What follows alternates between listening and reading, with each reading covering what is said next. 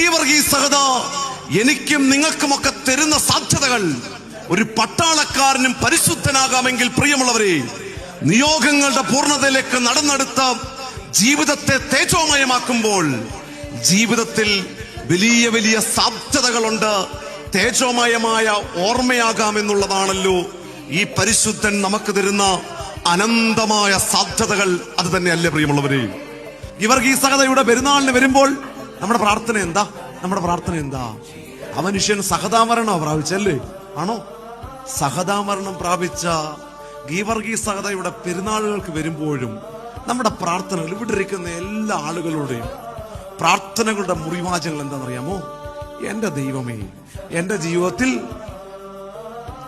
ഗീവർഗീസ് സഹതയുടെ മധ്യസ്ഥതയാ ഞാൻ അപേക്ഷിക്കുന്നു. എന്തപേക്ഷിക്കുന്നു? എന്റെ ജീവിതത്തിൽ സങ്കടങ്ങളും പ്രയാസങ്ങളും പ്രതിസന്ധികളും ഒന്നും വരരുത് എന്ന് ഗീവർഗീസ് സഹതയുടെ മധ്യസ്ഥയിൽ നമ്മൾ അഭയപ്പെടും.